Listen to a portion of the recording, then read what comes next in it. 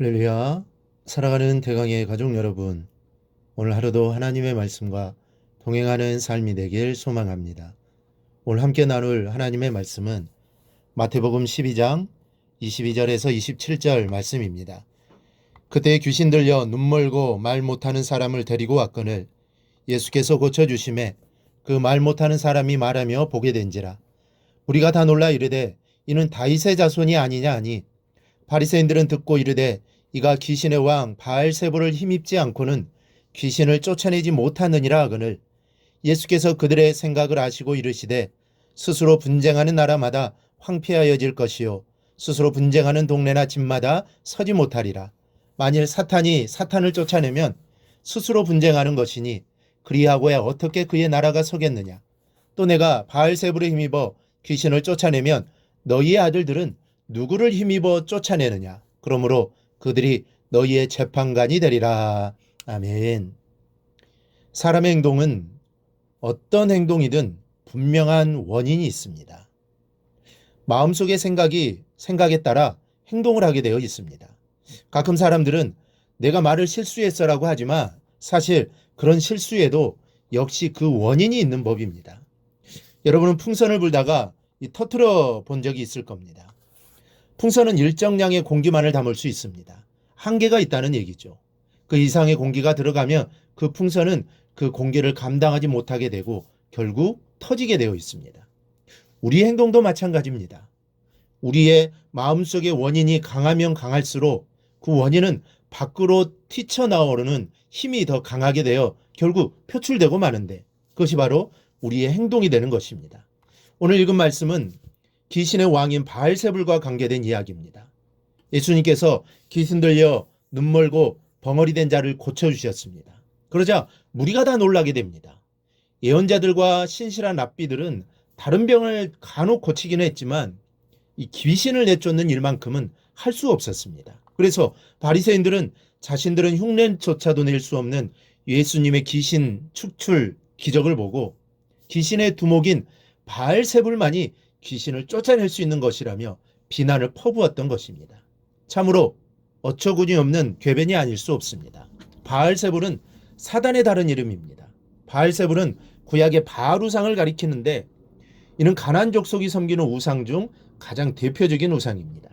바알세불은 똥파리를 의미합니다. 아주 더럽고 추한 우상이란 뜻이죠.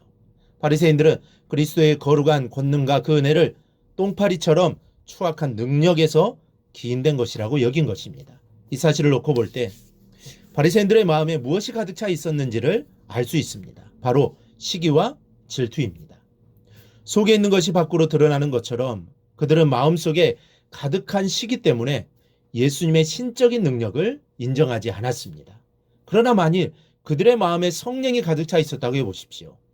성령에 이끌려 귀신을 쫓아내는 예수님을 분명히 바라보았을 것입니다. 그리고 예수님을 찬양했을 것입니다. 여러분, 바리새인과 그들의 추종자들은 마음속에 성령이 없었으므로 성령이 하는 일을 귀신이 하는 일이라고 하며 성령을 회방했습니다. 그들의 그런 행동은 결국 누구를 향한 죄입니까? 바로 하나님입니다. 하나님을 대적하는 죄를 저지른 겁니다. 결코 용서받을 수 없는 죄를 저지른 사람들이 그들이었습니다.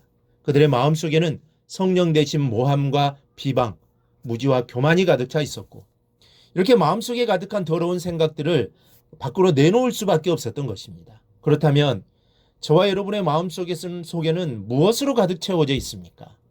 마음이 성령으로 가득 차 있다면 우리는 성령의 열매를 맺을 것이며 그 열매들은 우리의 행동을 통하여 나타나게 될 것입니다. 그러니 무엇보다도 성령 충만하기를 기도하시기 바랍니다.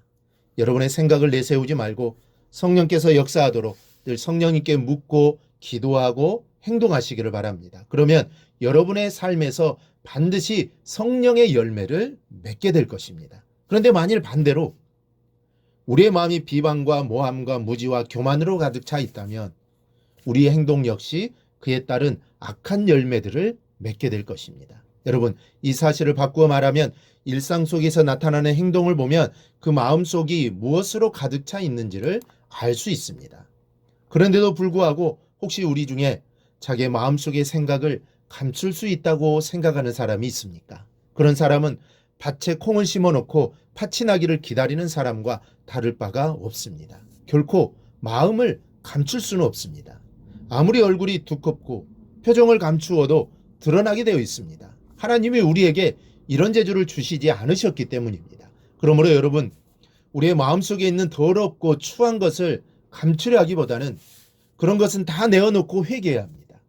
마음이 하나님의 생각, 성령의 뜻으로 채워진 예수의 마음이 되게 하기를 우리가 힘쓰기를 바랍니다. 마음을 감추는 능력이 아니라 이게 진짜 능력이요, 진짜 지혜입니다. 이 새벽의 귀한 시간, 우리의 마음에 오직 성령만이 가득 찰 수 있도록 기도하시기 바랍니다. 우리는 연약해서 기도하지 않으면 성령으로 가득한 삶을 살 수 없습니다.